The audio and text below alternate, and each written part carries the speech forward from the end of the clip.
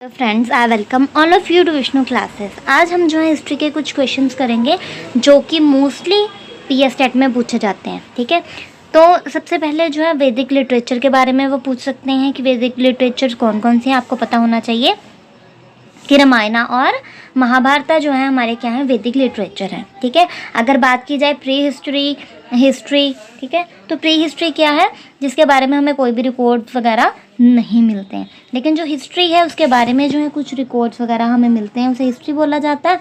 और pre history क्या है, जिसके बारे में हमें पता ही नहीं चलता। ठीक है, उसके रिकॉर्ड्स हमारे पास नहीं है।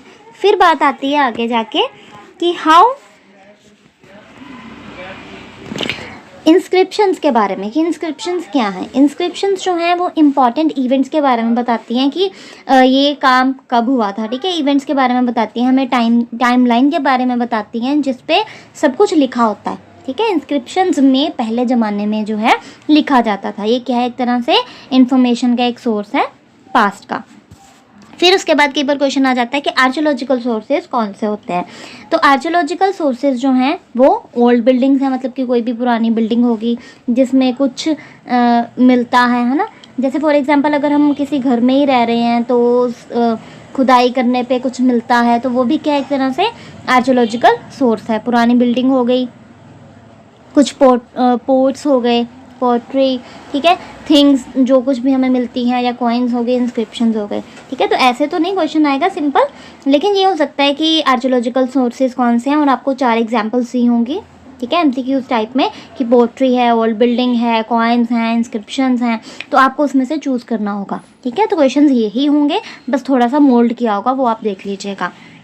फिर उसके बाद जो है कई बार लिटरेरी सोर्सेज के बारे में भी क्वेश्चन आया था, पूछा गया है कि लिटरेरी सोर्सेज कौन से होते हैं। लिटरेरी सोर्सेज जो हैं, जो हमारे बुक्स वगैरह हैं पुरानी, उसे बोला जाता है। जो भी हमारे वेद्स हैं, हमारे उपनिषद हैं, या कोई इपिक्स हैं। इपिक्स कौन से होते हैं, जो भी रामायण हो गई, महाभारत हो गई, या हमारे जो पुराण्स हैं। ठीक है, ड्रामास हो गए, साइंस बुक्स हो गई, मतलब हर तरीके की बुक को हम जो है लिटरेरी सोर्स कहते हैं। और जो बुद्धिज़्म, जैनिज़्म जो लोग हैं उन्होंने भी लिखा था, वो भी क्या है, हमारा लिटरेरी सोर्स है। तो आपको पता होना चाहिए आर्कियोलॉजिकल सोर्स कौन सा है, आपको पता होना चाहिए कि हमारा लिटरेरी सोर्स कौन सा है।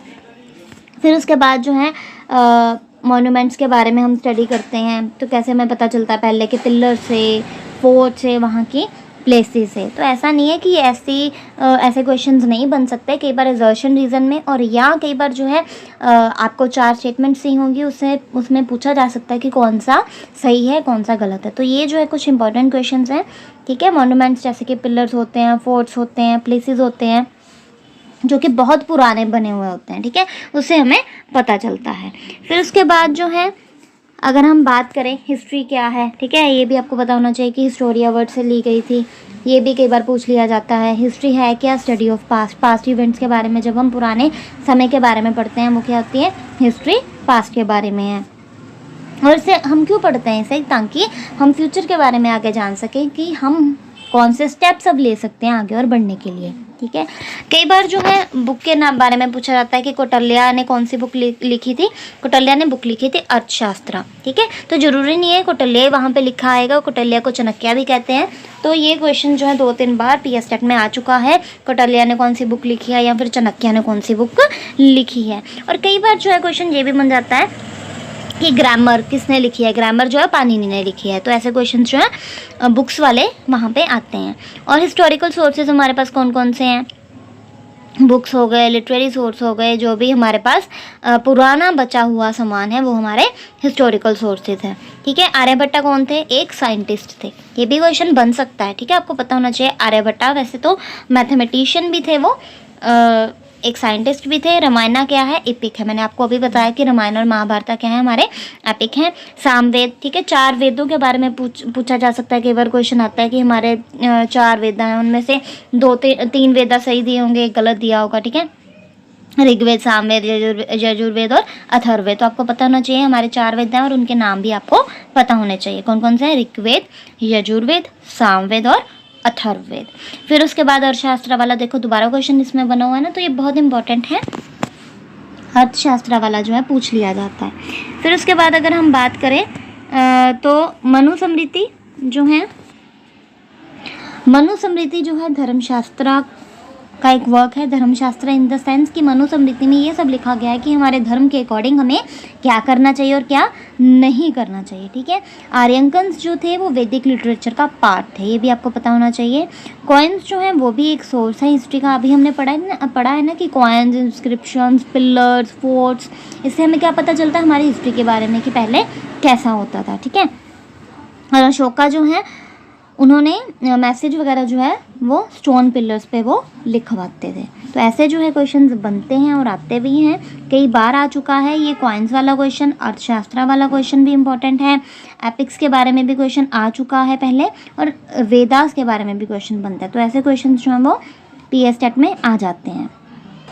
आगे अगर हम देखें तो स्टोन एज पे भी जो है क्वेश्चंस बनते रहते हैं, ठीक है। Old stone age, neolithic age, palaeolithic age, ये आपको पता होनी चाहिए। ओल्ड एज क्या है कि जिसमें हंटिंग और गैदरिंग होती थी, ठीक है। आपको ये चैप्टर जो है हंटिंग और गैदरिंग के नाम से भी दिया होगा।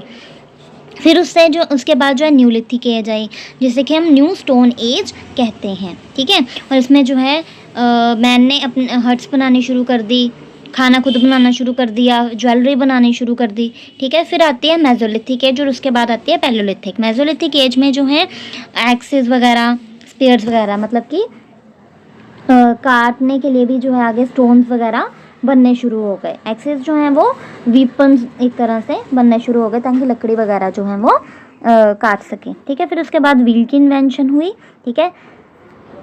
फिर उसके बाद अगर हम बात करें तो केव पेंटिंग्स भी इसमें होती थी हंटिंग और गैदरिंग में। और हंटिंग और गैदरिंग में आपको अगर क्वेश्चन आ जाए कि क्या उसमें केव पेंटिंग होती थी, शार्प स्टोन्स यूज़ करते थे, ठीक है, तो ये भी इंपॉर्टेंट है। और फिर ये क्वेश्चन बहुत इंपॉर्टेंट है कि ये ड्राइंग्स जो है वो मध्य प्रदेश के भीमबाटिका में पाई जाती थी। ये भी कई बार क्वेश्चन पूछ लिया जाता है। फिर उसके बाद हम अगर बात करें तो पैलोलिथिक एज जो है उसे केव मैन, मतलब कि जब मैन होते थे वो केव में रहते थे, गुफा में रहते थे। मेसोलिथिक एज को मिडल स्टोन एज भी कहा जाता है, ठीक है। भीमबाटिका जो है कि यहाँ पे अभी हमने देखा कि मध्य प्रदेश में है, वहाँ पे केव पेंटिंग जो है वो पाई जाती थी। और हंटर गैदरर जो है वो ओल्ड स्टोन एज में पाए जाते थे, ठीक है। फिर उसके बाद जो है धीरे धीरे ओल्ड स्टोन एज में जो है, ओल्ड स्टोन एज में तो प्लोइंग वगैरह नहीं होती थी, फिर आगे जो है स्टार्ट हुई थी। फायर जो है साइंटिस्ट ने इन्वेंट नहीं की थी, ठीक है, हंटर और गैदरर्स ने की थी। न्यूलिथिक एज जो है उसका मॉडर्न टाइम नहीं होता, मतलब neolithic age new stone age को कहा जाता है, ठीक है।